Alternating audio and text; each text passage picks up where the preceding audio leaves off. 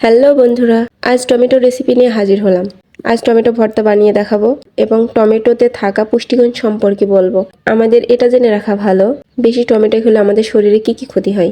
সম্পূর্ণ রেসিপিটি দেখবো এবং টমেটোতে থাকা পুষ্টিগুণ সম্পর্কে জেনে নেব। সালাদ হিসেবে সবচেয়ে বেশি টমেটো খাওয়া হয়। পাকা লাল টমেটো দেখতেও যেমন সুন্দর, খেতেও মজা। কাঁচা কিংবা পাকা দুভাবেই টমেটো খাওয়া যায়। খাবারের স্বাদ বাড়াতে টমেটো গুরুত্বপূর্ণ ভূমিকা পালন করে।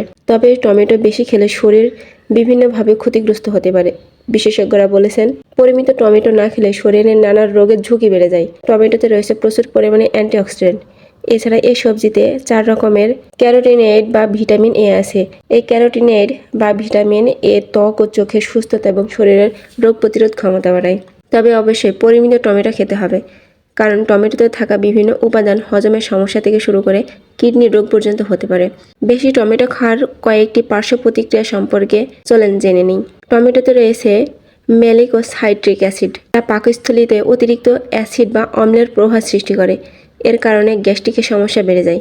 যারা পেটের ব্যথায় ভোগেন তাদের অতিরিক্ত টমেটো খাওয়া থেকে দূরে থাকা উচিত। টমেটোতে হিস্টাসিন নামের এক ধরনের উপাদান আছে, যা থেকে ত্বকের অ্যালার্জি সৃষ্টি করে। টমেটো অতিরিক্ত খেলে মুখ, জিহ্বা ও মুখের ফোলাভাব, হাসি, গলার জ্বালা ইত্যাদি মারাত্মক লক্ষণ দেখা দিতে পারে। অতিরিক্ত টমেটো খেলে কিডনিতে পাথর হতে পারে, কারণ টমেটোতে আছে ক্যালসিয়াম ও অক্সালেট, যা সহজে শরীর থেকে বের হয় না।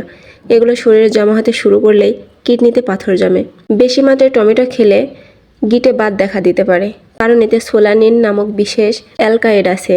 এই যৌগ কোষে ক্যালসিয়াম তৈরির জন্য দায়ী। এই যৌগের পরিমাণ বেড়ে গেলে তা প্রভাব শুরু করে। এই ভিডিওর মাধ্যমে আমরা জেনে নিলাম বেশি টমেটো খেলে আমাদের শরীরে কি কি ক্ষতি হতে পারে। তাই আমরা অবশ্যই চেষ্টা করব কম টমেটো খাওয়ার। আজকে এই পর্যন্ত।